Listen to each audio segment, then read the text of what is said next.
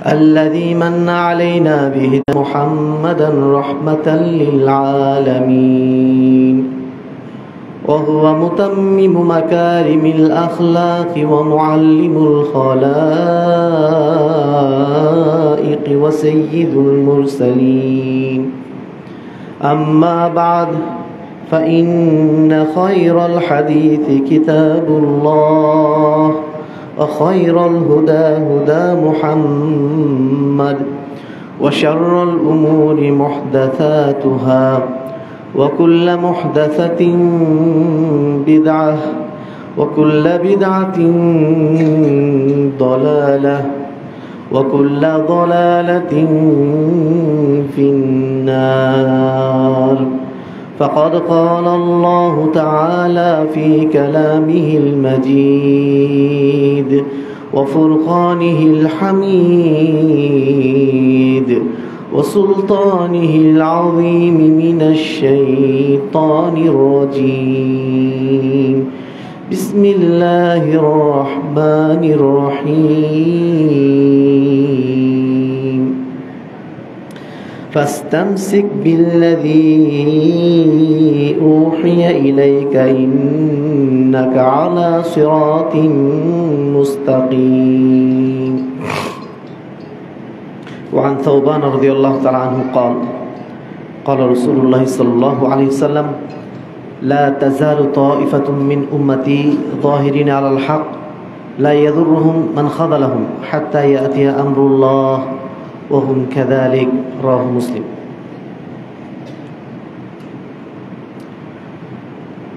সম্মানিত ইমাম মুসলিম জামে মসজিদের মুসল্লিবৃন্দ, প্রশংসা আল্লাহ রাব্বুল আলামিনের জন্য, যার অশেষ রহমতে দীর্ঘ এক সপ্তাহ পরে শারীরিক সুস্থতা নিয়ে নিরাপত্তার সাথে আমরা আবারও আল্লাহ রাব্বুল আলামিনের সর্বশ্রেষ্ঠ স্থান পবিত্র মসজিদে এসে পবিত্র জুমা সালাত আদায়ের জন্য উপস্থিত হতে পেরেছি।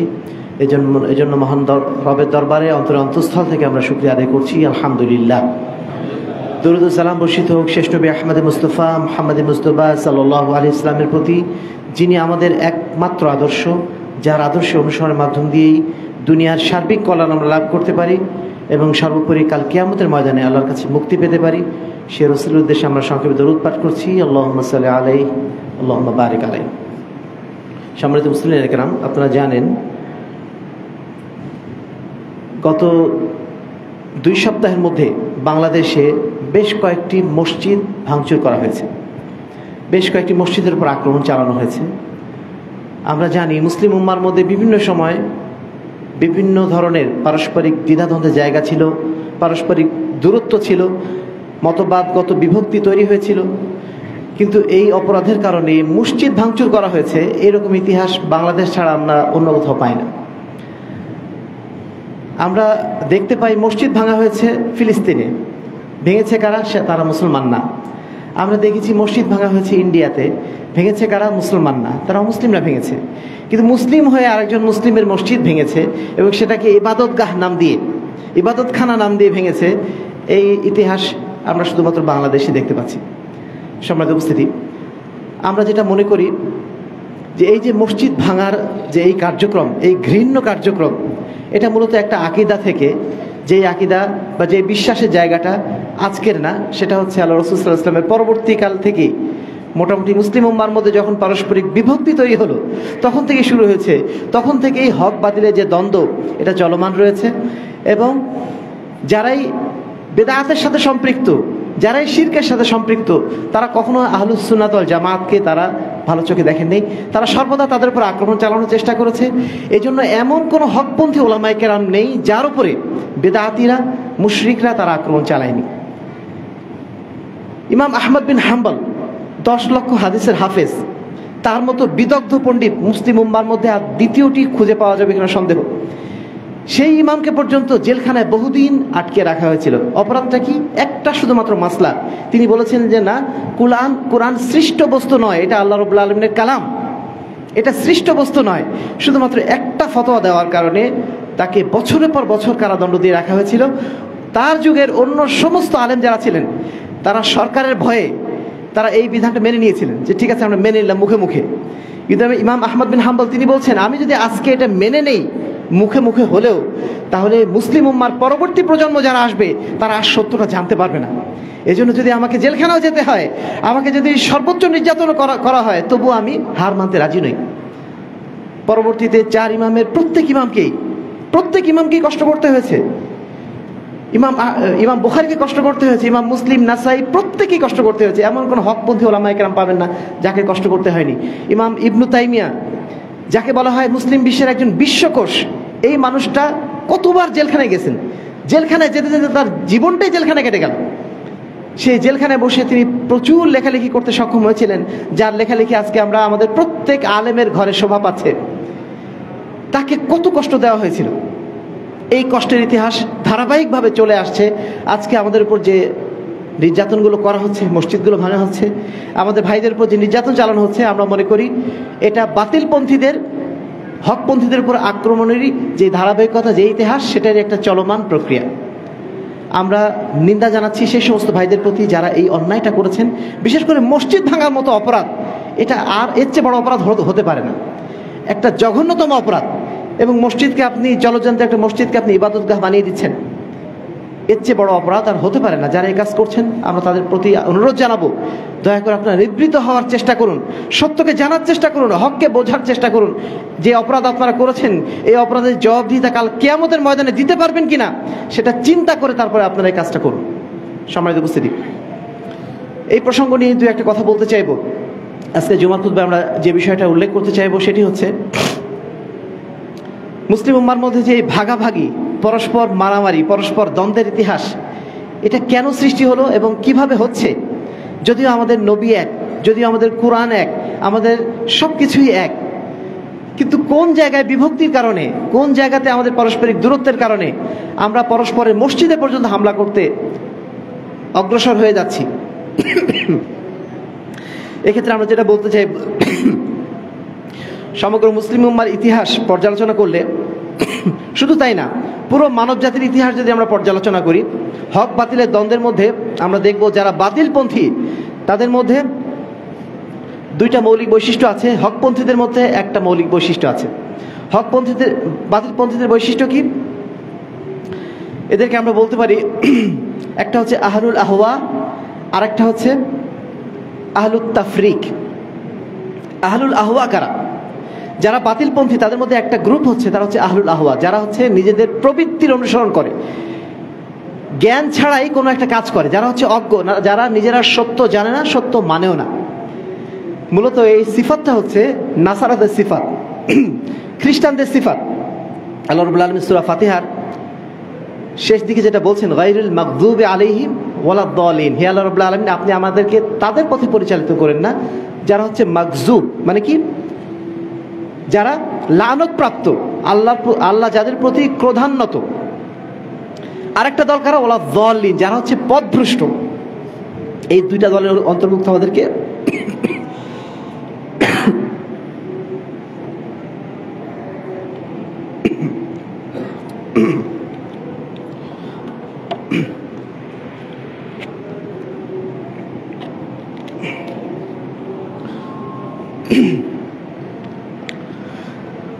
সম্মানিত উপস্থিতি, যেটা বলছিলাম,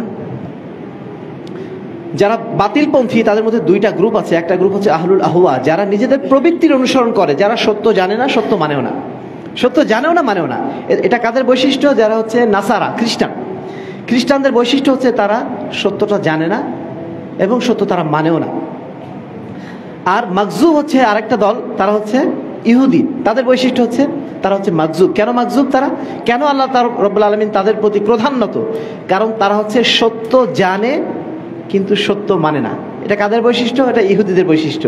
ইহুদিরা জানে যে আমাদের নবী মুহাম্মদুর রাসূলুল্লাহ সাল্লাল্লাহু আলাইহি ওয়াসাল্লাম তিনি হচ্ছেন শেষ নবী। তারা স্পষ্ট জানে যে কোরআনে যেটা বলা হচ্ছে, ইয়ারিফুনাহু কামা ইয়ারিফুনা আবনাহুম, তারা আল্লাহ রসুলকে সেইভাবে চিনত যেইভাবে তারা নিজেদের সন্তানদেরকে চিনত।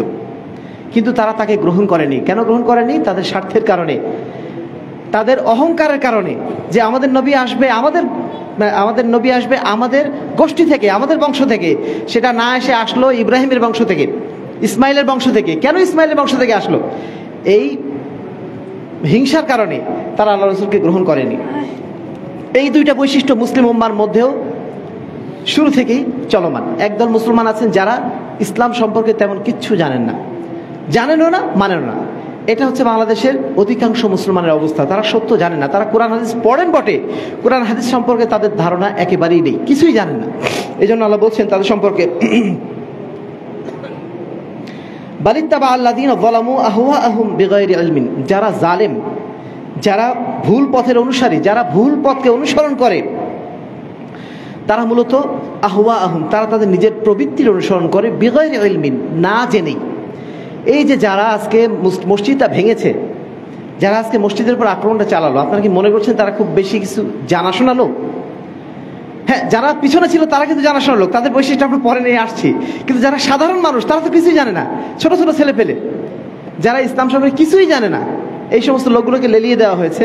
এই লোকগুলো তারা মসজিদকে আক্রমণ করেছে এবং তাদের মূল বৈশিষ্ট্য হচ্ছে তারা কিছুই জানে না, সত্য সম্পর্কে তারা জানে না, তারা শুধুমাত্র প্রবৃত্তির অনুসরণ করে এই অন্যায় কাজটা তারা করেছে। আল্লাহ বলছেন, ফাআলাম আন্নামা ইয়াত্তাবিউনা আহওয়াহুম, ফাআলাম ইন্নামা ইয়াত্তাবিউনা আহওয়াহুম ওয়া মান আযাল্লু মিম্মান ইত্তাবা হাওয়াহ বিগাইরি হুদাম মিনাল্লাহ ইন্নাল্লাহা লা ইয়াহদিল কওমায যালিমিন।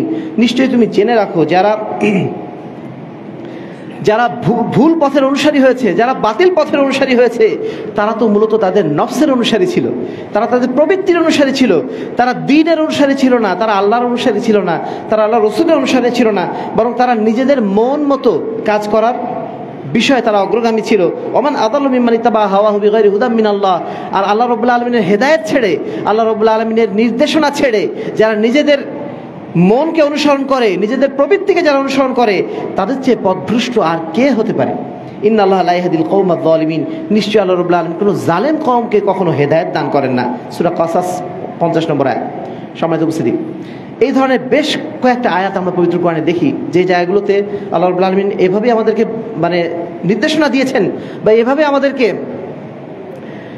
আমাদেরকে পথ নির্দেশ করেছেন যে যারা ভুল পথে যাচ্ছে, যারা বাতিলপন্থী, তারা মূলত কোরআনের অনুসারী নয়, হাদিসের অনুসারী নয়, তারা হচ্ছে তাদের নফসের অনুসারী, তারা তাদের অন্তরের অনুসারী। তারা আল্লাহকে ভুলে গেছে, তারা ইসলামকে ভুলে গেছে, তারা দ্বীনকে ভুলে গেছে। দ্বীন এবং ইসলাম তাদের কাছে শুধুমাত্র একটা রেওয়াজ মাত্র। কিছুদিন আগে, এক সপ্তাহ আগেই আমাদের দেশে একটা বিরাট উৎসব হয়ে গেল, যেটাকে আমাদের দেশে বলা হচ্ছে পয়লা বৈশাখের উৎসব। এই উৎসবকে কেন্দ্র করে বাংলাদেশের রাষ্ট্রীয়ভাবে ছুটি ঘোষণা করা হয়েছে। এই যে পয়লা উৎসব পালন করা হচ্ছে, যারা পয়লা উৎসব পালন করছেন, যারা এই উৎসবে নেমে মিছিল করছেন, মিছিলের মধ্যে নানা রকম মূর্তি বহন করছেন, আপনি কি তাদেরকে মনে করছেন তারা জ্ঞানী ব্যক্তি? হতে পারে তারা পিএইচডি ডিগ্রিধারী, হতে পারে তাদের অনেক বড় ডিগ্রি আছে, অনেক কিছু তারা জানে বলে মনে করে, তারা শিক্ষিত মানুষ হিসেবে আমরা হয়তো তাদেরকে চিনি, কিন্তু তারা নিঃসন্দেহে তারা জ্ঞানী ব্যক্তিদের অন্তর্ভুক্ত নয়, বরং তারা নিজেদের নফসের অনুসারী। না হলে তাদেরকে আপনি যদি জিজ্ঞাসা করেন, এই যে পুতুলটা তুমি নিয়ে ঘুরে বেড়াচ্ছ, একটা বাঘ নিয়ে ঘুরে বেড়াচ্ছ, একটা পেঁচা নিয়ে ঘুরে বেড়াচ্ছ, এর উদ্দেশ্যটা কি? তারা কি বলবে? উত্তরটা কি তাদের কাছে? আবহমান কাল ধরে এটা নাকি চলে আসছে। কোথায় আবহমান কাল ধরে চলে আসছে? কেউ কোনো প্রমাণ দেখাতে পারবে আবহমান কাল ধরে চলে আসছে? পেঁচা নিয়ে আপনার লাভটা কি? তারা বলছে এটা হচ্ছে মঙ্গল শোভাযাত্রা। তার মানে এই শোভাযাত্রার মাধ্যম দিয়ে আমরা মঙ্গল কামনা করছি। কার কাছে মঙ্গল কামনা করছি? আল্লাহর কাছে মঙ্গল কামনা করছি? তারা মঙ্গল কামনা করছে প্রকৃতির কাছে, নেচারের কাছে। প্রকৃতির কোনো ক্ষমতা আছে আমার কোনো উপকার করার বা ক্ষতি করার? প্রকৃতি কি জিনিস? এ তো একটা জড় বস্তু, এটা আমরা সবাই জানি, সবাই বুঝি। জানার পরেও, বোঝার পরেও আবার বলছি যে বছরের প্রথম দিন তুমি আমাদেরকে মঙ্গল দাও। বছরের প্রথম দিনের কোনো ক্ষমতা আছে আমাকে কোনো মঙ্গল দেবে, কোনো কল্যাণ দেবে? কেন করছে? তারা কিছুই জানে না, এমনি করছে, এমনিতেই করছে। এই যে এমনিতে করার কাজটা, এটাকে আল্লাহ রাব্বুল আলামিন বলছেন যে এরা তাদের আসলে মনের অনুসরণ করে, তাদের ইলাহ বানিয়ে নিয়েছে তারা তাদের প্রবৃত্তিকে। তারা নিজেরাও জানে তারা কেন করছে। আল্লাহ বলছেন, ওয়ালা তাকুনু কাল্লাযীনা নাসুল্লাহ, তোমরা তাদের মতো হয়েও না যারা আল্লাহকে ভুলে গেছে। ফাআনসাহুম আনফুসাহুম, ফলে আল্লাহ কি করেছেন? আল্লাহ তাদেরকে ভুলিয়ে দিয়েছেন, আত্মভোলা করে দিয়েছেন।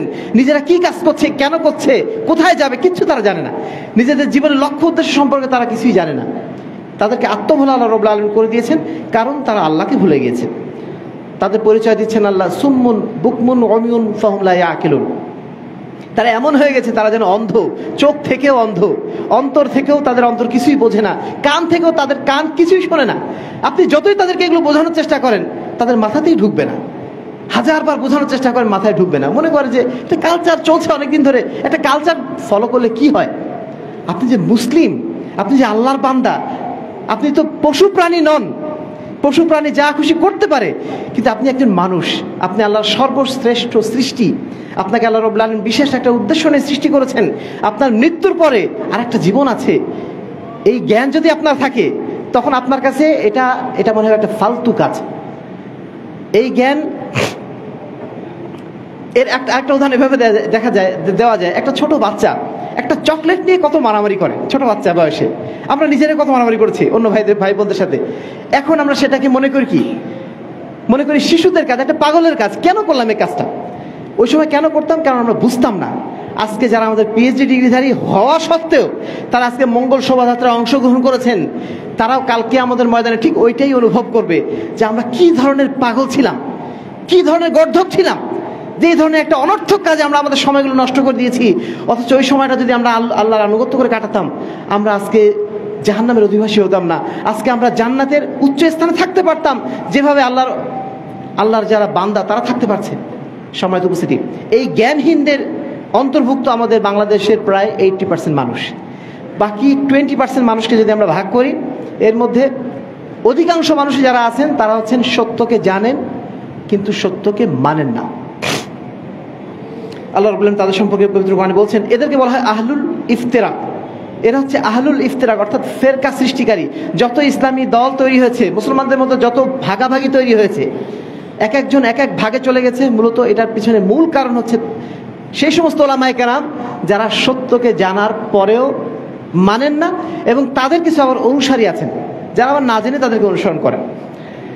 এদের সম্পর্কে আল্লাহ বলছেন, ওয়ালা তাকুনু কাল্লাযিনা তাফাররাকু ওয়াখতালাফু মিন বাদি মা জাআহুমুল বায়িনাত। তোমরা তাদের মতো হয়ো না যারা পরস্পর বিভক্ত হয়ে গেছে, বিভ্রান্তি সৃষ্টি করেছে। ওয়াখতালাফু মিন বাদি মা জাআহুমুল বায়িনাত, তাদের কাছে দলিল প্রমাণ সবকিছু উপস্থাপন করার পরেও, দলিল প্রমাণ সবকিছু আসার পরেও তারা পরস্পরের মধ্যে আবার বিভক্তি সৃষ্টি করেছে, পরস্পর কোরআন এবং হাদিস থেকে বিভক্ত হয়ে গেছে। তোমরা তাদের অনুসারী হয়ে যেও না। উলাইকা লাহুম আযাবুন আযীম, কেননা তাদের জন্য রয়েছে মহাশাস্তি কাল কিয়ামতের ময়দানে। সূরা আলে ইমরান 105 নম্বর আয়াত। অন্য আয়াতে আল্লাহ রাব্বুল আলামিন ঠিক অনুরূপভাবে বলছেন, ওয়ামা তাফাররাকু, যারা ইখতিলাফ করেছে, যারা মুসলিম হয়েও পরস্পরের মধ্যে বিভক্তি সৃষ্টি করেছে, আকীদাগতভাবে, মানহাজগতভাবে, বিশ্বাসগতভাবে যারা পরস্পর বিভক্ত হয়ে গেছে, তাদের বৈশিষ্ট্য হচ্ছে, আল্লাহ বলছেন, ইল্লা মিন বাদি মা জাআহুমুল ইলম, তাদের কাছে সত্যের জ্ঞান কিন্তু এসেছে। তারা কোরআন সম্পর্কেও জানে, তারা হাদিস সম্পর্কেও জানে। বছরের পর বছর তারা মাদ্রাসাগুলোতে কোরআন হাদিস নিজেরাই পড়াচ্ছে। 50 বছর ধরে তারা সহিহুল বুখারী পড়াচ্ছেন। বড় বড় মাদ্রাসা তারা মুহতামিম, তারা সব কিছু জানেন। জানার পরেও তারা মানেন না কেন? বাগিয়াম বাইনাহুম, তাদের মধ্যে একটা হঠকারিতা আছে। হঠকারিতার জায়গা থেকে তারা সেটা মেনে নেন না। কেন মানেন না?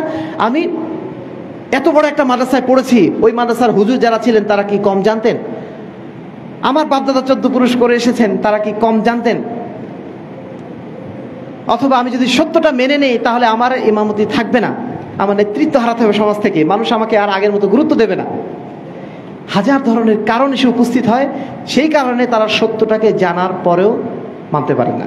আল্লাহ রাব্বুল আলামিন সূরা যুখরুফের 22 নম্বর আয়াতে বলছেন, যখন তাদেরকে বলা হয় সত্যটা মেনে নেওয়ার জন্য, যখন তাদেরকে বলা হয়, কোরআন এবং হাদিসে এভাবে এসেছে, আপনারা এটা মেনে নিন, তখন তারা কি বলে? বাল ক্বালু ইন্না ওয়াজাদনা আবানা আলা উম্মাতিন, আমরা এটা পারবো না। কেন পারবো না? কারণ ইন্না ওয়াজাদনা আবানা আলা উম্মাতিন, আমরা আমাদের বাপদাদাকে একটা আদর্শের উপর পেয়েছি, তারা অমুক পীরের অনুসারী ছিলেন, অমুক তরিকার অনুসারী ছিলেন, অতএব আমরা তাদের তরিকা ছেড়ে দিয়ে অন্য কোনো তরিকা আর এখন গ্রহণ করতে পারবো না। ওয়াইন্না আলা আসারি মুহতাদুন, আর তারা যে পথে চলে গেছে সেই পথে গেলেই আমরা হেদায়েত পেয়ে যাব। প্রত্যেক যুগে দেখেন, এই কথাগুলো যখন নাজিল হয়েছে, তখন কিন্তু মুসলিম উম্মার আমাদের এই অবস্থা তৈরি হয়নি। তার মানে এই অবস্থাগুলো বর্ণনা করা হচ্ছে আগের যুগে যারা পথভ্রষ্ট লোক ছিল তাদের যে কথাগুলো, সেইগুলো বর্ণনা করা হচ্ছে। এই কথাগুলোর সাথে আজকের যুগে আমাদের মুরব্বিয়ানে কেরাম যারা সত্য জেনেও মানেন না, তাদের অবস্থাটা চিন্তা করে দেখুন, একই কথা তারা বলছেন, কোনো ফারাক নেই। আল্লাহ বলছেন যে ওয়াইদা কিল লাহুম তাআলাউ, যখন তাদেরকে বলা হয় তাআলাউ, আসো, ইলা মা আনজালাল্লাহ, যেটা আল্লাহ নাজিল করেছেন, অর্থাৎ আল্লাহর কিতাবে যা নাজিল করা হয়েছে, ওয়াইলার রাসূল, এবং আল্লাহর রাসূলের প্রতি যা নাজিল করা হয়েছে, ক্বালু হাসবুনা মা ওয়াজাদনা আলাইহি আবানা, আমাদের জন্য আমাদের বাপ দাদা যা করে গেছেন ওটাই যথেষ্ট। আওয়ালাউ কানা আবাহুম লা ইয়াকুলুন শাইআন ওয়া লা ইয়াহতাদুন, যদি তাদের বাপদাদারা কিছু নাও জানেন, যদি তারা পথভ্রষ্ট হন, তবুও কি তাদেরকে অনুসরণ করতে হবে? আল্লাহ রাব্বুল আলামিন কিভাবে বলছেন, কি অ্যাপিলিং সুরে বলছেন, কিভাবে মানুষের প্রতি আহ্বান জানাচ্ছেন।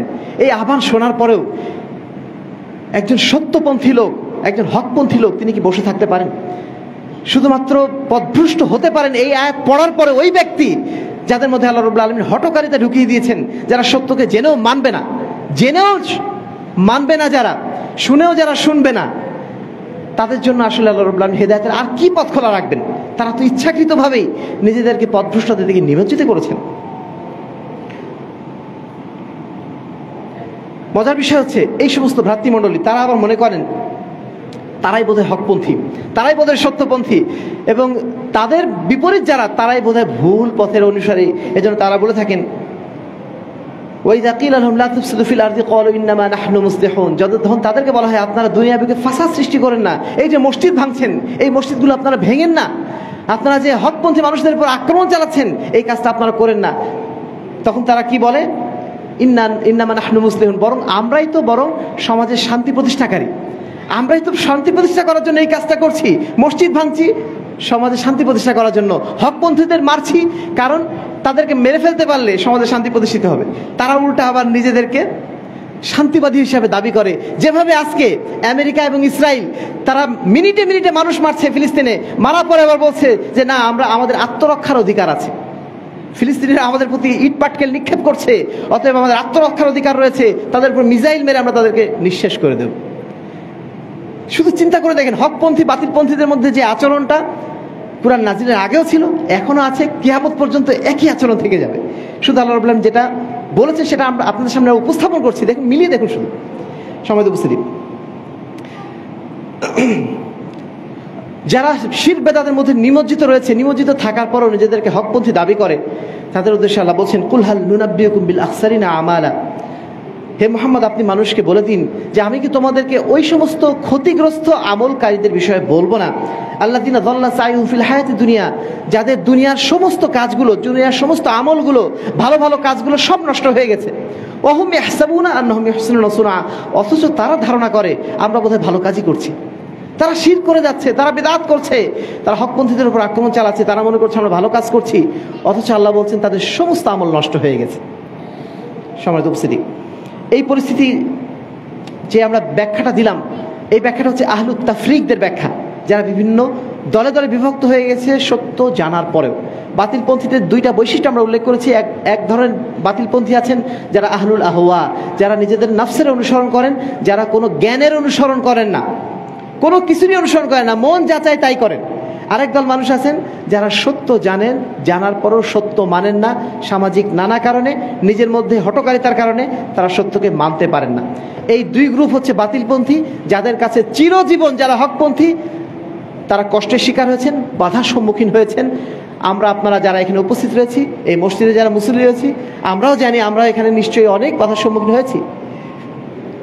শুধু এখানে কেন, সারা বাংলাদেশে যেখানেই হকপন্থীদের কোনো মসজিদ তৈরি হয় সেখানেই বাতিলপন্থীরা হামলে পড়ে যান, তারা তাদের উপর আক্রমণ চালান। তারা মনে করেন এরা হচ্ছে সমাজে বিভক্তি সৃষ্টি করছে, ঠিক যেভাবে কুরাইশদের সমাজে, মাক্কি সমাজে যখন আমাদের রসুল মুহাম্মদ রাসূলুল্লাহ সাল্লাল্লাহু আলাইহি ওয়াসাল্লাম আসলেন, তিনি প্রথম যখন মানুষকে তাওহীদের দিকে দাওয়াত দিলেন, সেই সময় মানুষ কিন্তু তাকে জানতো আল আমিন বলে, আর সাদিক বলে, তিনি হচ্ছেন বিশ্বাসী, তিনি হচ্ছেন সত্যবাদী। এই মানুষটা যখন তাদের কাছে তাওহীদের দাওয়াত দিলেন, সেই মানুষটা কি হয়ে গেল? সেই মানুষটা হয়ে গেল আসসাবি আল কাযযাব। এই লোকটা হচ্ছে পথভ্রষ্ট, সে হচ্ছে বেদিন, সে হচ্ছে মিথ্যুক। যে লোকটাকে আগে বলা হতো সত্যবাদী, সেই লোকটা হয়ে গেল মিথ্যুক। শুধু তাই না, তাদেরকে কি বলা হচ্ছিল? মুহাম্মাদুন কাদ ফারাকাল জামা, মুহাম্মদ এসে আমাদের এই সমাজটাকে ভাগাভাগি করে দিল। এখন যেভাবে বলছেন আমাদের ভাইয়েরা যে এই এখানে একটা, আমরা সবাই ছিলাম এক জামাতের লোক, এখানে একটা আহলে হাদিস মসজিদ প্রতিষ্ঠা করে এখানে ভাগাভাগি তৈরি করে দিচ্ছে এরা। ঠিক একই কথা আমাদের রসুল মুহাম্মদ রাসূলুল্লাহ সাল্লাল্লাহু আলাইহি ওয়াসাল্লামকে বলা হয়েছিল যে মুহাম্মাদুন কাদ ফারাকাল জামা, মুহাম্মদ এসে আমাদের এই সুন্দর সমাজটাকে, যেই সমাজে আমরা সবাই খুব আনন্দ চিত্তে আমরা মূর্তি পূজা করে আসছিলাম, মুহাম্মদ এসে আমাদের মধ্যে ভাগাভাগি তৈরি করে দিল, আমাদের মধ্যে এক দলকে তাওহীদপন্থী বানিয়ে দিল, যারা মূর্তি পূজা করেন, আমাদের মধ্যে ভাগাভাগি করে দিল। সম্মানিত উপস্থিতি, এর বাইরে আরেকটা দল রয়েছেন যারা হচ্ছেন আহলুল হক, যাদেরকে বলা হয় আহলুল ইত্তিবা, তারা সবসময় কোরআন এবং সহিহ হাদিসের অনুসারী। তারা সত্য জানার পরে সত্য মানেন। একটা দল আছে যারা সত্য জানেও না মানেও না, আরেকটা দল সত্য জানেন কিন্তু মানেন না। আরেকটা দল আছেন যারা সত্য জানেন এবং সত্য মানেন। সেই দলটি হচ্ছে আহলুল ইত্তিবা, সেই দলটি হচ্ছে আহলুল হক, সেই দলটি হচ্ছে আহলুল হাদিস, সেই দলটি হচ্ছে সালাফি, সেই দলটি হচ্ছে আহলুস সুন্নাহ ওয়াল জামাআহ। তাদের বৈশিষ্ট্য কি? আল্লাহ বলছেন, ইয়া আইয়ুহাল্লাযীনা আমানু আতিউল্লাহ, হে ঈমানদারগণ তোমরা আল্লাহর আনুগত্য করো, ওয়া আতিউর রাসূল, তোমরা রাসূলের আনুগত্য করো। কোনো ব্যক্তির কথা এখানে বলা হয়নি, কোনো দলের কথা বলা হয়নি, কোনো গোষ্ঠীর কথা বলা হয়নি, বাপদাদার কথা বলা হয়নি। কি বলা হয়েছে? আমাদের একটাই সুরত, আমাদের একটাই সিরাত, আমাদের একটাই পথ।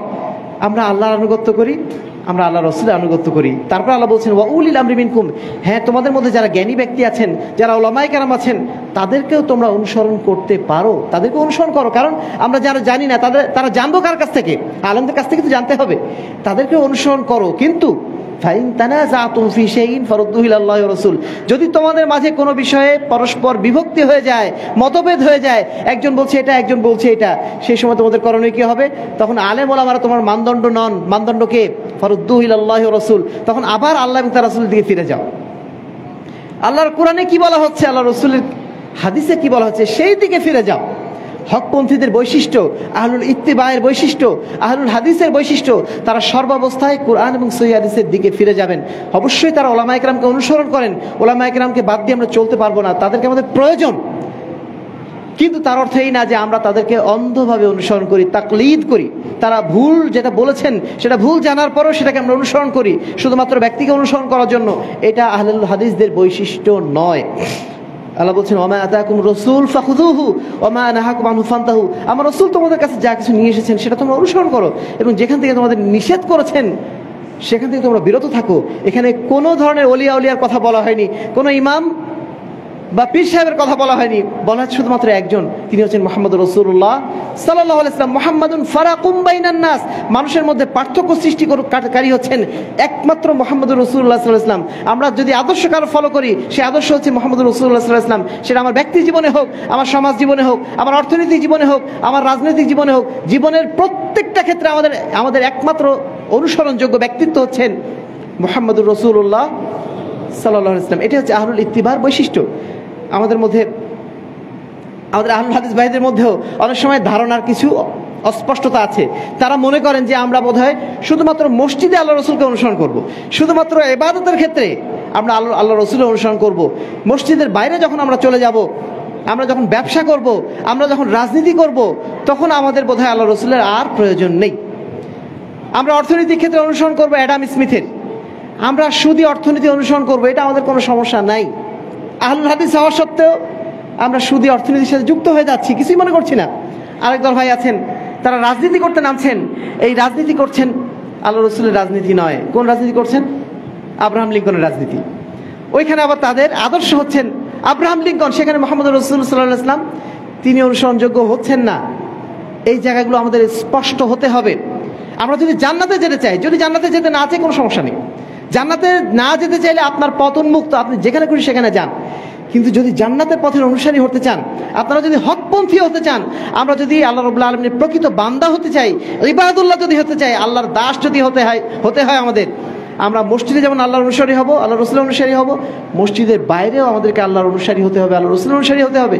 জীবনের একটা মুহূর্ত যেন আমরা অন্যায় কাজে, অনর্থক কাজে ব্যয় না করি। আমরা যেন এইটা না মনে করি যে আমার চাচা ভোটে দাঁড়িয়েছে, আমার অমুক ভোটে দাঁড়িয়েছে, আমার অমুক বন্ধু দাঁড়িয়েছে, আমি যদি না নামি কি বলবে, আপনি কি বলবে আমার বন্ধু, সেটা চিন্তা করার আগে আল্লাহর সামনে আপনি কি জবাব দেবেন সেটা যদি একটু চিন্তা করেন, সেটাই মনে হয় সবচেয়ে বেশি আমাদের জন্য উপকারী হবে। আপনি দুনিয়াতে বেশি দিন বেঁচে নেই, কখন মারা যাবো আমরা কিচ্ছু জানি না। আমার প্রত্যেকটা মুহূর্তের কাজের জন্য আল্লাহর কাছে জবাবদিহি করতে হবে। আমরা যদি আমাদের কাজগুলোর, অন্যায় কাজগুলোর জন্য আল্লাহর কাছে ক্ষমা চেয়ে না যেতে পারি, আল্লাহর কাছে আমরা কি জবাব দেব? সেই মুহূর্তের জন্য আমরা যেন প্রস্তুত থাকার চেষ্টা করি। আমরা সামান্য ভাই যাব, বিসিএসে ভাই যাব, এই জন্য কত প্রস্তুতি নেই, বছরের পর বছর প্রস্তুতি নেই, যেন একটা প্রশ্নের উত্তর ভুল না যায়। একটা প্রশ্নের উত্তর যদি ভুল যায় তাহলে হয়তো বা আমার চাকরি হবে না। দুনিয়ার সামান্য প্রাপ্তির জন্য কত কষ্ট করছি, কাল কিয়ামতের ময়দানে আমার একটা ভুলের কারণে যদি আল্লাহর কাছে আমি ধরা খেয়ে যাই, তাহলে আমার অবস্থাটা কি হবে? এই চিন্তাটা আমরা কেন করছি না? সম্মানিত উপস্থিতি, একজন মুমিনের বৈশিষ্ট্য হচ্ছে এই, ইন্নামা কানা কাওলাল মুমিনিনা ইযা দুউ ইলাল্লাহি ওয়া রাসূলিহি লিয়াহকুমা বাইনাহুম ইয়াকুলু সামিনা ওয়া আতা'না। মুমিনের বৈশিষ্ট্য হচ্ছে এটাই, যখন তাদেরকে আল্লাহ এবং তার রাসূলের দিকে আহ্বান জানানো হবে তখন তারা কোনো ধরনের এদিক সেদিক করে না, এদিক সেদিক কথা বলে না। কি বলে? সামিনা ওয়া আতা'না, শুনলাম এবং মেনে নিলাম। আহলুল হাদিসের বৈশিষ্ট্য হচ্ছে মেনে নেওয়া, অনুসরণ করা। তারা কখনো মানুষের সাথে তর্ক বিতর্কে লিপ্ত হয় না, হকের বিষয়ে কোনো তর্কে বিতর্কে লিপ্ত হয় না। হক এসেছে, জেনেছি, ব্যাস, আমার মেনে নেওয়া ছাড়া আর গতি নেই। আমার অলসতা থাকতে পারে, আমি দাড়ি রাখতে পারি না, এটা আমার অলসতা, কিন্তু আমি এই কথা কখনো বলতে পারি না যে দাড়ি রাখলে খারাপ দেখা বা দাড়ি রাখার প্রয়োজন নেই। এইটা নিয়ে আমি কখনো তর্ক বিতর্কে লিপ্ত হবে না। আমি বরং চেষ্টা করবো কি, সাধ্যমতো আমি যেন সুন্নাতের অনুসারী হতে পারি, সেই চেষ্টা হবে আমার। একজন ইমানদারের বৈশিষ্ট্য হবে এটাই। আল্লাহ বলছেন ওয়া মান ইউতি'ল্লাহ ওয়া রাসূলাহু ওয়া ইয়াখশাল্লাহ ওয়া ইয়াত্তাকি ফাউলাইকা হুমুল ফাইজুন। নিশ্চয়ই যারা আল্লাহর অনুসরণ করে, রাসূলের অনুসরণ করে, আল্লাহকে ভয় করে, তাকে অবলম্বন করে, তারাই হচ্ছে প্রকৃত অর্থে সফল কাম। আমরা সেই সফল কাম বান্দাদের মধ্যেই অন্তর্ভুক্ত হওয়ার জন্য চেষ্টা করে যাচ্ছি। আল্লাহ রাব্বুল আলামিন সেই তৌফিক আমাদেরকে দান করুন, আল্লাহুম্মা আমিন। আমরা সবসময় বিশ্বাস করি আকুলিল হাক্কু মির রাব্বিকুম, সত্য আসে শুধুমাত্র আল্লাহর পক্ষ থেকে, সত্য কোনো মানুষের পক্ষ থেকে, কোনো হুজুরের পক্ষ থেকে, কোনো মাদ্রাসার পক্ষ থেকে আসে না, সত্য আসে একমাত্র আল্লাহর পক্ষ থেকে। আল্লাহ রাসূল বলছেন, আমি তোমাদের মাঝে দুইটা জিনিস রেখে গেলাম, তোমরা এই দুইটা জিনিস আঁকড়ে ধরার চেষ্টা করো। সেটা হচ্ছে আল্লাহর কিতাব এবং রাসূল সাল্লাল্লাহু আলাইহি ওয়াসাল্লামের সুন্নাত। এই দুটোই আমাদের একমাত্র রোড ম্যাপ, এটাই আমাদের একমাত্র চলার পথের সূত্র। এর বাইরে দ্বিতীয় কোনো সূত্র আমরা অনুসরণ করি না। আমাদেরকে বলা হয় আহলুদ দলিল, আমরা সবসময় দলিলের অনুসরণ করি, আমরা নিজের ইচ্ছা মতো চলি না, আমরা সবসময় দলিল দেখে চলি। আমাদেরকে কি গাইডলাইন দেওয়া হয়েছে, আমাদের কি ম্যানুয়াল দেওয়া হয়েছে, সেই ম্যানুয়াল এবং গাইডলাইন দেখে চলি। এই জন্য ইমাম ইবনে তাইমিয়া বলছেন মান ফাতাদ দলিল দাল্লাস সাবিল, নিশ্চয়ই যার কাছে দলিল নাই, যার কাছে ম্যানুয়াল নাই, সে নিঃসন্দেহে পথভ্রষ্ট হয়ে যাবে। আমাল দলিল ইল্লা মা জাহির রসুল। আর মুসলমানদের কাছে একমাত্র ম্যানুয়াল, একমাত্র অনুসরণযোগ্য বিষয় হচ্ছে পবিত্র কোরআন এবং সহিহ হাদিস। সম্মানিত উপস্থিতি, আমরা হক পথে আছি কিনা তার কিছু নিদর্শন আল্লাহ রাব্বুল আলামিন অন্যান্য আয়াতগুলোতে বলে দিয়েছেন। আমরা যদি শুধু বলি কথা যে আমরা কোরআন এবং হাদিস মানি, এটুকুই কিন্তু যথেষ্ট না। আসলে আমরা কোরআন হাদিস কতটুকু মানি তার কিছু বৈশিষ্ট্য বোঝা যায়, কিছু বৈশিষ্ট্য দেখলেই বোঝা যায় আসলে আপনি কোরআন এবং হাদিসের অনুসারী কিনা। প্রথম বৈশিষ্ট্য, আপনি কোরআন এবং হাদিস বুঝবেন নিজের মন মতো না। কোরআন এবং হাদিসও কিন্তু নিজের মন মতো বোঝা সম্ভব। আজকে যারা বাতিলপন্থী তারা প্রত্যেকেই কিন্তু এখন দেখছি আমরা কোরআন এবং হাদিস থেকে দলিল দিচ্ছে। আহলে হাদিসরা যখন দলিল দেওয়া শুরু করেছে তখন তারা কিন্তু আর হুজুরের দলিল দেন না, এখন তারা আবার কোরআন এবং হাদিস থেকে দলিল দেওয়া শুরু করে দিয়েছে। তারা বলছে যে মিলাদের দলিল তোমরা খুঁজে পাও না, মিলাদের দলিল কোরআনে এসেছে, ইয়া আইয়ুহাল্লাযীনা আমানু সাল্লু আলাইহি ওয়া সাল্লিমু তাসলিমা, হে ঈমানদারগণ তোমরা আল্লাহর রাসূলের প্রতি দরুদ পাঠ করো, তাকে তোমরা সালাম প্রেরণ করো। তা আমরা যে মিলাদ করছি কেন? দরুদ মানে আল্লাহ রাসূলের প্রতি দরুদ পাঠানোর জন্য, সালাম পাঠানোর জন্য তো মিলাদ করছি। তাহলে সমস্যা কি? সমস্যা হচ্ছে এই যে আল্লাহ রাসূল সাল্লাল্লাহু আলাইহি ওয়াসাল্লাম দরুদ পাঠ করেছিলেন এবং আল্লাহ রাসূল সাল্লাল্লাহু আলাইহি ওয়াসাল্লামের সাহাবী যারা ছিলেন তারাও দরুদ পাঠ করেছিলেন, তারাও সালাম পাঠ করেছিলেন, তারাও এই আয়াত অনুযায়ী আমল করেছিলেন, তাই না? এই আয়াতের আমল অনুযায়ী মিলাদের মতো একটা অনুষ্ঠান যদি হতো, দরুদ পাঠ করা অনুষ্ঠান, তাহলে আল্লাহ রাসূল সাল্লাল্লাহু আলাইহি ওয়াসাল্লামের সাহাবীরা সবার আগে মসজিদের মধ্যে এরকম বড় বড় মাজমা বসাতেন। তারা যখন এই মাজমা বসান নাই মানে কি? নিঃসন্দেহে দরুদ পাঠানোর তরিকা এটা না। ফাযকুরুহু কামা হাদাকুম, তোমরা আল্লাহকে সেভাবে স্মরণ করো যেভাবে তিনি তোমাদেরকে স্মরণ করতে বলেছেন। আল্লাহকে স্মরণ করারও নিয়ম আছে। আপনি বসে বসে এমনি চুপচাপ বসে আছেন, আল্লাহ আল্লাহ বলছেন, এটা স্মরণ করার নিয়ম না। আল্লাহকে স্মরণ করলে আপনাকে বলতে হবে লা ইলাহা ইল্লাল্লাহ। শুধু আল্লাহ আল্লাহ বলে জিকির করার কোনো নিয়ম আল্লাহ রাসূল শিখান নাই। আল্লাহকে স্মরণ করতে গেলে যেভাবে আল্লাহ স্মরণ করতে বলেছেন, আল্লাহ রসুল যেভাবে স্মরণ করতে বলেছেন ওই তরিকায় স্মরণ করতে হবে, নিজের মন মতো অনুসরণ করলে হবে না। এই জন্য ফাহমুস সালাফ অর্থাৎ সাহাবা ইকরাম যেভাবে ইসলামকে বুঝেছেন ওইভাবে ইসলাম বোঝাটা আমাদের জন্য অত্যন্ত জরুরি। নাহলে নিজের মতো করে যদি ইসলাম বুঝতে যাই, কোরআনের প্রত্যেকটা আয়াত আমরা ভুল ব্যাখ্যা দিয়ে বসবো। এই ভুল ব্যাখ্যা যেন না আসে এই জন্য আল্লাহ রসুল সাল্লাল্লাহু আলাইহি ওয়াসাল্লাম আমাদেরকে দুইটা গুরুত্বপূর্ণ হাদিস বলে দিয়েছেন যে মুসলিম উম্মার মধ্যে হাজারো ভাগাভাগি তৈরি হবে, মুসলিম উম্মার মধ্যে 73 ভাগ তৈরি হবে, 72 ভাগ জাহান্নামে চলে যাবে, একটা ভাগ জান্নাতে যাবে। সেই জান্নাতীদের বৈশিষ্ট্য কি? মা আনা আলাইহি ওয়া আসহাবি, আমি এবং আমার সাহাবীরা যেই পথে আছি এই পথের উপর যারা থাকবে তারাই কেবলমাত্র সত্য পথের পথিক হবে। বৈশিষ্ট্য কিন্তু আল্লাহ রাসূল বলে দিয়েছেন। অন্য হাদিসে আল্লাহ রাসূল সাল্লাল্লাহু আলাইহি ওয়াসাল্লাম একইভাবে বলেছেন, আলাইকুম বিসুন্নতি ওয়া সুন্নাতিল খুলাফায়ে রাশিদিন, তোমরা আমার রাসূলের সুন্নত মেনে চলো, আমার সুন্নত মেনে চলো, এবং আমার যারা খুলাফায়ে রাশিদিন, আমার যারা সাহাবী তাদেরকে তোমরা মেনে চলো। এই দুটো মূলনীতি যদি আমরা মেনে চলি তাহলে আমরা পথভ্রষ্ট হব না ইনশাআল্লাহ। আরেকটা বিষয়, আহলে হাদিসদের অন্যতম বৈশিষ্ট্য হচ্ছে তারা কখনোই শিরক বেদাতকে বরদাস্ত করে না। অন্য কোনো আলেম ওলামাদের মুখে আপনারা শিরক নিয়ে বেদাত নিয়ে খুব বেশি আলোচনা শুনবেন না। যদি বলেনও কোনো মতে একটা লাইন দিয়ে বলে শেষ করে দেবেন। বাংলাদেশে দেখেন যত বড় বড় আলেম আছেন, অনেক বড় বড় ওলামায়ে কেরাম আছেন মাশাআল্লাহ, তারা বক্তব্য জগতে এক একজন সেলিব্রিটি, তাদের বক্তব্য আমরা শুনছি সব সময়। কিন্তু এই ভদ্রলোকরা, তাদের মুখে আপনারা খুব কমই শুনবেন তারা শিরকের বিরুদ্ধে কথা বলছে। কবর পূজার শিরকের বিরুদ্ধে, মাজারের শিরকের বিরুদ্ধে তাদের মুখ দিয়ে আপনারা স্পষ্টভাবে কোনো কথা শুনবেন না, কোনো কথাই তারা বলবেন না। তারা কোনো বেদাতের বিরুদ্ধে স্পষ্টভাবে বলবেন না। তারা এটুকু বলবেন যে বেদাত করা যাবে না, কিন্তু বেদাত কোনটা কোনটা স্পষ্ট করে তারা কখনো বলবেন না যে মিলাদ বেদাত, শবে বরাত বেদাত, ঈদে মিলাদুন্নবী হচ্ছে এটা বেদাত। বড় বড় বক্তা আছেন, কেউ কিছু বলছে না, বলবেন না।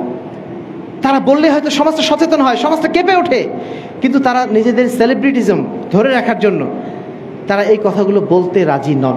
কিন্তু আহলুল হাদিসরা যেই কোনো পরিবেশে যে অবস্থায় থাকুন না কেন তাদের বৈশিষ্ট্য হবে এই, তাদের বৈশিষ্ট্য এই, তারা শিরক এবং বেদাতকে কোনো অবস্থাতেই প্রশ্রয় দেন না। কেননা আল্লাহ রাব্বুল আলামিন বলে দিচ্ছেন তার রাসূলকে উদ্দেশ্য করে, লা ইন আশরাকতা লা ইয়াহবাতান্না আমালুক, হে মুহাম্মদ আপনিও যদি শিরক করেন, সাধারণ মানুষ তো দূরের কথা, মুহাম্মদুর রাসূলুল্লাহ সাল্লাল্লাহু আলাইহি ওয়াসাল্লাম তিনিও যদি শিরক করতেন, আল্লাহ বলছেন তোমার সমস্ত আমল বাতিল, সমস্ত আমল বাতিল হয়ে যাবে। আমি আপনি যতই তাহাজ্জুদ গুজার হই না কেন, যতই 5 ওয়াক্ত সালাতের মুসল্লি হই না কেন, আমি আপনি যদি কোনো শিরকের সাথে লিপ্ত থাকি, জীবনের একদিন যদি কোনো একটা মাজারে যে একটা কয়েন দিয়ে আসি, তারপর যদি আমার তওবা করার সুযোগ না হয়, ওই একটা কয়েনই আমার জীবনের সমস্ত আমল ধ্বংস করার জন্য যথেষ্ট। এই বিশ্বাসটা আহলে হাদিসরা বহন করে বলি কোনো অবস্থাতে তারা শিরককে বরদাস্ত করে না। আমাদের মধ্যে অনেক অসচেতন ভাই যদিও আছেন, সামান্য শিরকগুলো করে ফেলেন। আমাদের বাচ্চাদের মধ্যে বিশেষ করে আমরা এগুলো দেখি, ছোট বাচ্চার হাতে তাবিজ লাগাই দিয়েছে, না বুঝিয়ে লাগাই ফেলছে। ছোট বাচ্চার কপালে ছোট্ট একটা কালো টিপ লাগিয়ে দিয়েছে, না বুঝিয়ে লাগিয়ে বসে আছে। আমি মনে করছি যে এটা এমন বিষয়, ছোট্ট একটা বিষয়, সমস্যাটা কি?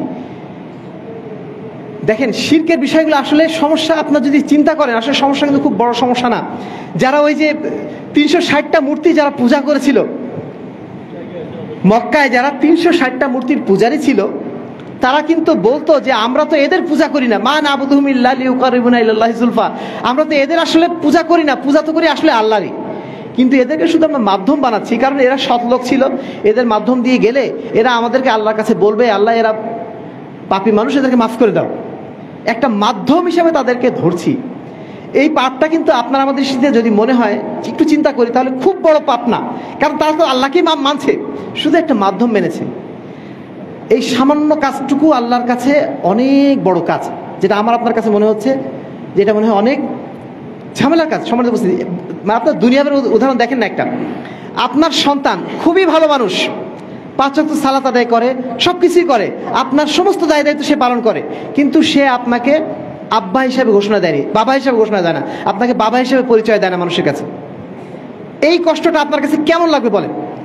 সমস্ত কাজ আপনার সে করছে, সমস্ত দায় দায়িত্ব আপনার প্রতি আপনি সে পালন করে, কিন্তু সে আপনাকে বাবা বলে স্বীকৃতি দেয়নি। সেই সন্তানকে আপনি কি মনে করবেন? তাকে আপনি কখনো আপন করে নিতে পারবেন? আল্লাহ রাব্বুল আলামিনের জন্য আপনি সব কিছু করছেন ধরে নেন, কিন্তু আপনি পুরোপুরিভাবে আল্লাহকে রব হিসেবে স্বীকৃতি দিতে পারেননি, আল্লাহকে মাবুদ বলে স্বীকৃতি দিতে পারেন নাই, আপনি আল্লাহর সাথে অন্য কাউকে শরীক করে ফেলছেন। আল্লাহ রাব্বুল আলামিন কখনোই এটাকে সহ্য করেন না। এজন্য তার জন্য আল্লাহ রাব্বুল আলামিন জাহান্নামকে হারাম করে দিয়েছেন। 1 গ্লাস পানির মধ্যে, 1 গ্লাস দুধের মধ্যে যদি 1 ফোঁটা বিষ ঢুকিয়ে দেন, পুরো গ্লাসটাই কি বিষাক্ত হয়ে যায় না? ওটাকে কি আমরা দুধ বলবো না বিষ বলবো? সেটাকে আমরা বিষ বলবো, কারণ কিন্তু সেখানে পড়েছে কয় ফোঁটা? 1 ফোঁটা, পুরোটাই কিন্তু দুধ। 1 ফোঁটা বিষের কারণে পুরো গ্লাসটা যেমন বিষাক্ত হয়ে যায়, 1 চিমটি শিরকের কারণে আপনার মানে যাবতীয় আমল নামার সবগুলো এরকম বিষাক্ত হয়ে যায়, সেগুলো আল্লাহর দরবারে আর পৌঁছায় না। এটা আমাদের বোঝার চেষ্টা করতে হবে। অনুরূপভাবে বিদআত, যে বিদআতটা আমি করছি ওটা যদি আল্লাহর রাসূলের তরিকা অনুযায়ী না করি, যতই ভালো হোক না কেন, ওই কাজের মূল্য আল্লাহর কাছে নাই। কালকে আমাদের ময়দানে আপনাকে শুনতে হবে ওই কথা, সোহকান লিমান গায়্যারা বাদি, দূর হয়ে যাও, দূর হয়ে যাও, তোমার আমার আর প্রয়োজন নেই। আহলুল হাদিস এই জন্য সর্বদা শিরক এবং বেদাতের বিরুদ্ধে সতর্ক। তাদের এমন কোনো খুতবা থাকে না যেই খুতবায় তারা শিরক বেদাত নিয়ে বলে না। কেন এই কথা তারা বারবার বলে? আমরা অবশ্য বিরক্ত হয়ে যাই, এদের কাজই শুধু শিরক বেদাত নিয়ে কথা বলা। কিন্তু আমাদের কি জন্য এই কথা বলা লাগে, কি জন্য আমরা এই কথা বলি? কারণ আমাদের এই কথার বিনিময়ে যদি একটা মানুষের জাহান্নাম থেকে বেঁচে যায়, এটাই তো আমাদের মূল টার্গেট। আহলে হাদিসের আরেকটা বৈশিষ্ট্য, তারা কোনো সময় বাড়াবাড়ি করে না। তারা কোনো সময় বাড়াবাড়ি করে না, কাউকে কাফের বলে যখন তখন আখ্যা দেয় না। আহলুল হাদিস বাদ দিয়ে অন্যদেরকে দেখবেন যাকে তাকে কাফের বলা শুরু করে দেবে, অমুক ওয়াহাবি, অমুক অমুক তমুক। কিন্তু আমরা কখনো সরাসরি কাউকে কাফের বলতে চাই না, কারণ আল্লাহ রাসূল নিষেধাজ্ঞা আছে যে কোনো জায়গায় আমরা যেন বাড়াবাড়ি না করি। সে কথা বলা হয়েছে, আল্লাহ রাসূল বলছেন ইয়াকুমুল গুলু ফিদ্দিন, তোমরা দ্বীনের ব্যাপারে বাড়াবাড়ি করা থেকে বিরত থাকো। ফাইন্নামা আহলাকা মান কানা ক্বাবলাকুম আল গুলু ফিদ্দিন, কারণ ইতিপূর্বে যত জাতি ধ্বংস হয়েছে সমস্ত জাতি ধ্বংসের পিছনে একটা বড় কারণ ছিল দ্বীনের বিষয়ে তারা বাড়াবাড়ি করেছিল। কোনো বিষয়ে বাড়াবাড়ি করবে না। আমাদের সমাজে বাড়াবাড়ি হয় কয়েকটা বিষয় নিয়ে, যেমন জিহাদ নিয়ে বাড়াবাড়ি হয়। জিহাদ তো করতেই হবে, জিহাদ আমাদের আবেগের বিষয়, কিন্তু সেই জিহাদও করতে হবে কার তরিকায়? আল্লাহ রাসূলের তরিকায় নয়। নাকি আমার মন মতো, একজন আমাকে মেরেছে সঙ্গে সঙ্গে তার উপর আমি ইচ্ছা মতো মারধর শুরু করে দিলাম, একজন আমাকে থাপ্পড় মেরেছে আমি তার কল্লা কেটে দিলাম, এটার নাম কি জিহাদ? যে যতটুকু অপরাধ করেছে তার বিরুদ্ধে আপনি ততটুকু অপরাধ করতে পারেন। আপনাকে কেউ একটা থাপ্পড় মেরেছে, আপনি পাল্টা একটা থাপ্পড় মারতে পারেন, দুইটা না।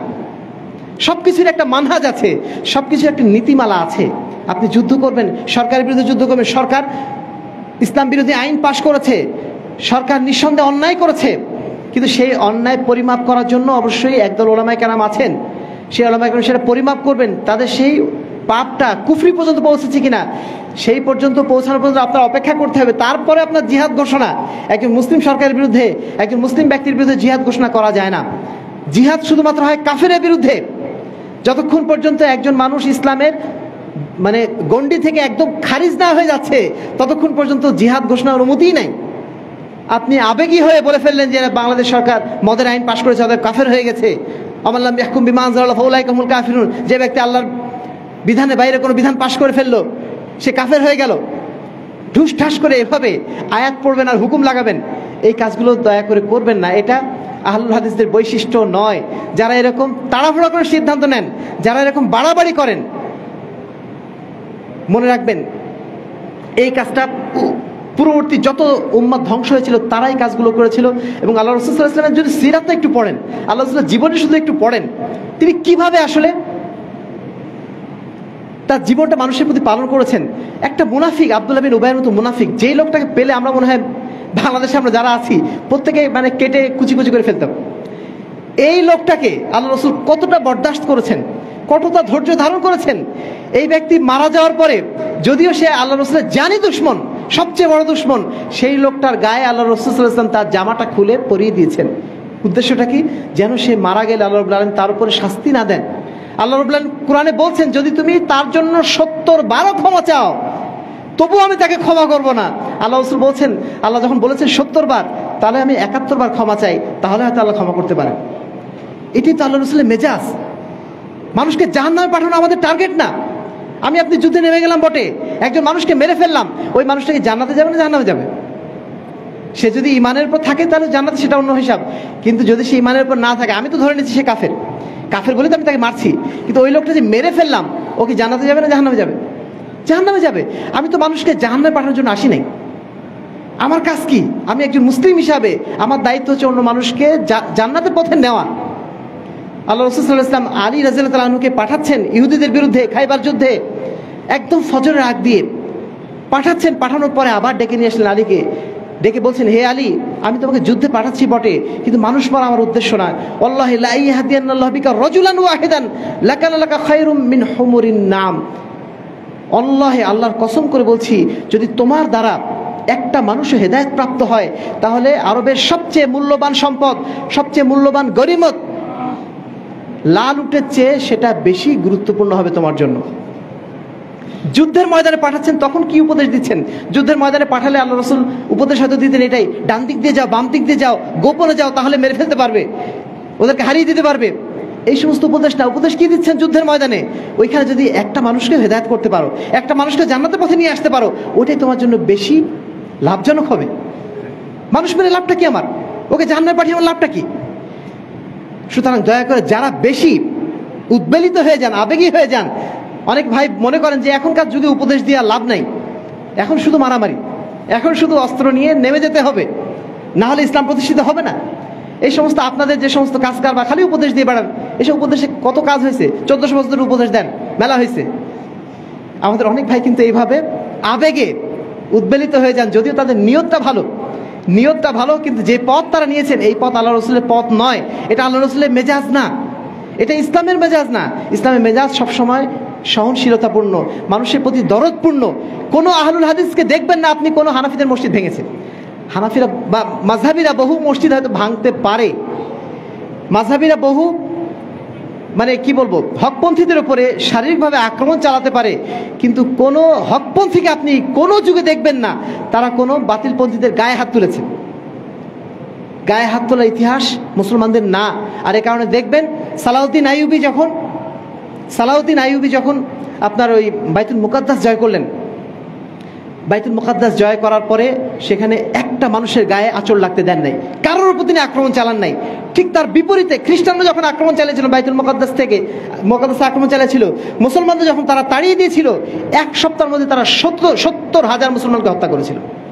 আজকে যুগে দেখেন ফিলিস্তিনে কি হচ্ছে, হাজার হাজার লক্ষ লক্ষ মানুষ তারা নিমিষেই মেরে যাচ্ছে। কিন্তু মুসলমানদের ইতিহাস দেখুন, মুসলমানরা এভাবে কোথাও মেরেছে কখনো তারা মুসলমানদের মানে কাফেরদেরকে এভাবে মারে নাই, মুসলমানরা আবার মুসলমানদেরকে মেরেছে। হাজ্জাজ বিন ইউসুফের যুগে আমরা দেখি বহু মুসলমানকে তারা মেরে ফেলেছে, কিন্তু কাফেরদের প্রতি তারা ওই আক্রমণটা চালায়নি। অর্থাৎ বিশ্বাসের কারণে তারা কখনো মানুষের উপর আক্রমণ চালায়নি, রাজনৈতিক কারণে আক্রমণ চালাইছে, কিন্তু বিশ্বাসের কারণে কখনো তারা আক্রমণ চালায়নি, এমনকি কাফেরদের উপরেও না। ইসলামের মেজাজটা হচ্ছে এটাই, ইসলাম কখনো এইভাবে বাড়াবাড়ি করা চরমপন্থা, এটা ইসলামের শিক্ষা নয়। সম্মানিত উপস্থিতি, সর্বশেষ কথা সেটি হচ্ছে অনেক সময় আমাদের বিরুদ্ধে বলা হয়ে থাকে এরা আহলুল হাদিস শব্দটা বলে মুসলিম উম্মার মধ্যে ভাগাভাগি করছে। আমরা যেটা বলি আহলুল হাদিস, এটা মূলত ভাগাভাগি সৃষ্টি করার জন্য নয়, এটা মূলত আমাদের বৈশিষ্ট্য প্রকাশ করার জন্য যে আমরা আসলে কি, আমরা পবিত্র কোরআন এবং সহিহ হাদিসের অনুসারী, এটা বোঝানোর জন্যই আমরা নিজেদেরকে আহলুল হাদিস বলি। এবং এই আহলুল হাদিস শব্দটা আজকের না, ইমাম আহমদ বিন হাম্বল থেকে শুরু করে সমস্ত হকপন্থী ওলামায়ে কেরাম তারা বলেছেন হকপন্থীদের পরিচয় দিতে যে ইনলাম ইয়াকুনু আহলাল হাদিস ফালা আদরি মান হুম, যদি হকপন্থী যারা তারা আহলুল হাদিস না হয় তাহলে আমরা জানি না যে তারা কারা। এই পরিচয় মানুষের মধ্যে বিভক্তি সৃষ্টি করার জন্য নয়, বরং মানুষের মধ্যে ঐক্য আনার জন্য। আহলুল হাদিসরা যেখানে যায় সেখানে ঐক্য প্রতিষ্ঠিত হয়। তার একটা জাজ্জল্যমান দৃষ্টান্ত হচ্ছে আজকের কাবা। আজকের কাবায় মাত্র 100 বছর আগে 4টা মুসাল্লা ছিল, 4টা মাযহাবের নামে, হাম্বলি মাযহাবের নামে, শাফি মাযহাবের নামে, মালিকি মাযহাবের নামে, হানাফি মাযহাবের নামে 4টা মুসাল্লা ছিল। 4 মাযহাবের অনুসারীরা আলাদা আলাদাভাবে তাদের নিজস্ব ইমামের পিছনে তারা সালাত আদায় করতেন। 100 বছর আগে যখন সালাফি আকীদার মুসলমান আজকে যারা সৌদি শাসন করছেন তারা যখন আসলেন, তাওহীদপন্থী যারা আসলেন, তারা কি করলেন? সমস্ত মুসাল্লাগুলোকে ভেঙে দিয়ে একটা মুসাল্লার পিছনে সমস্ত মুসলিম উম্মাহকে ঐক্যবদ্ধ করলেন। আহলুল হাদিসরাই কেবলমাত্র তাদের আকীদা এবং মানহাজ দিয়ে সমস্ত বিশ্ববাসীকে ঐক্যবদ্ধ করতে পারে। আর এই কারণেই আপনারা দেখবেন আজকে বাংলাদেশে আমরা যে দাওয়াত দিচ্ছি, আপনি যদি আমেরিকার হনলুলুতে যান ওইখানেও দেখবেন একই দাওয়াত দিচ্ছেন, যদি তিনি সালাফি আকীদার হয়ে থাকেন। আমাদের কথার মধ্যে কোনো ধরনের আলাদা কিছু দেখতে পারবেন না, কিন্তু অন্য সমস্ত আকীদার মানুষের মধ্যে দেখবেন বাংলাদেশে একরকম, আরেক দেশে আরেক রকম।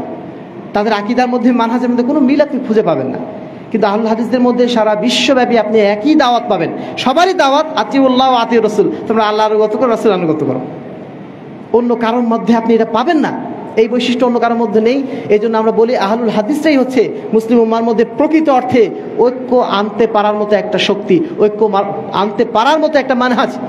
এইটা বাদ দিয়ে অন্য সমস্ত দল উপদল যারা আছেন তাদের কারোর মাধ্যম দিয়ে সমাজে ঐক্য আনা সম্ভব না। আপনি যদি বলেন যে হানাফি মাযহাবের মাধ্যম দিয়ে ঐক্য আনা সম্ভব, হানাফি মাযহাব কয়জন মানেন?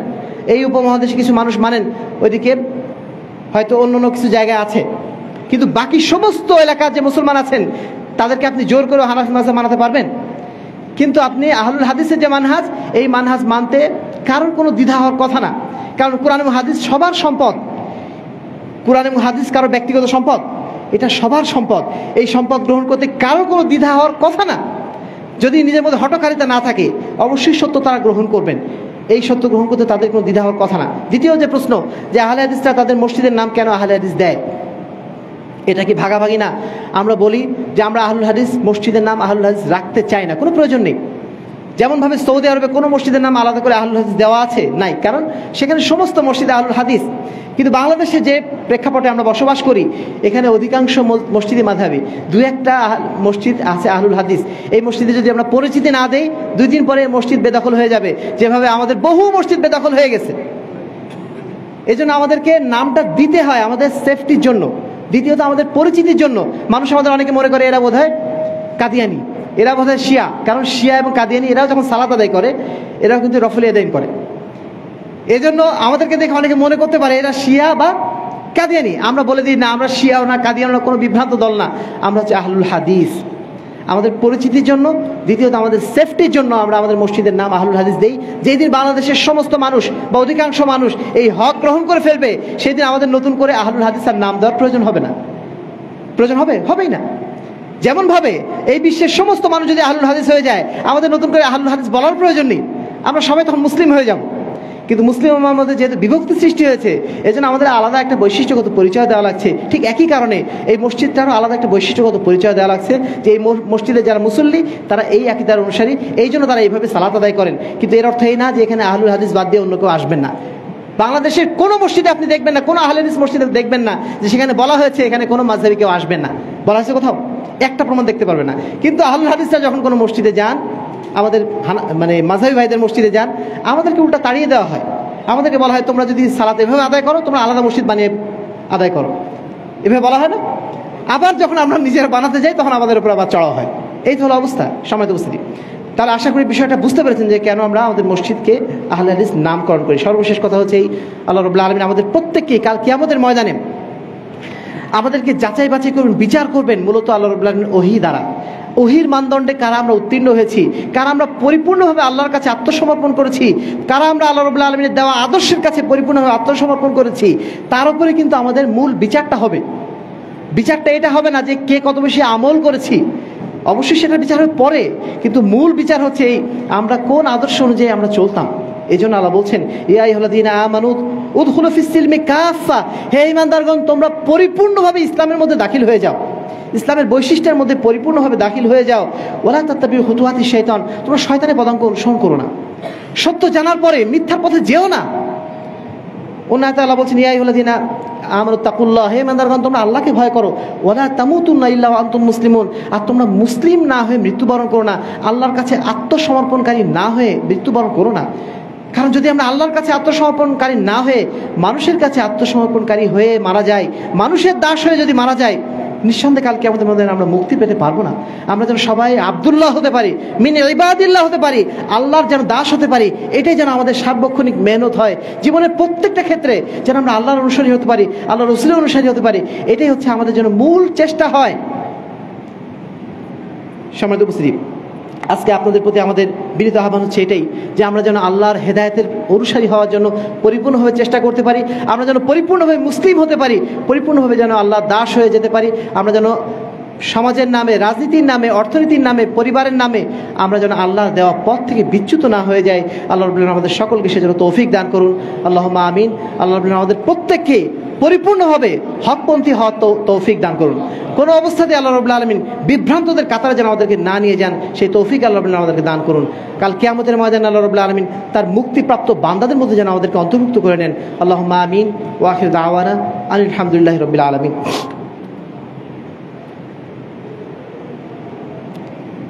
ইন্নাল হামদালিল্লাহ নাহমাদুহু ওয়া নাস্তাঈনুহু ওয়া নাস্তাগফিরুহু ওয়া নু'মিনু বিহি ওয়া নাতাওয়াক্কালু আলাইহি ওয়া নাউযু বিল্লাহি মিন শুরুরি আনফুসিনা ওয়া মিন সাইয়্যাতি আ'মালিনা মান ইয়াহদিহিল্লাহু ফালা মুদিল্লা লাহু ওয়া মান ইউদ্লিলহু ফালা হাদিয়া লাহু ওয়া নাশহাদু আন লা ইলাহা ইল্লাল্লাহ ওয়া নাশহাদু আন্না মুহাম্মাদান আবদুহু ওয়া রাসূলুহু। আম্মা বা'দ, ফাআউযু বিল্লাহি মিনাশ শাইতানির রাজীম।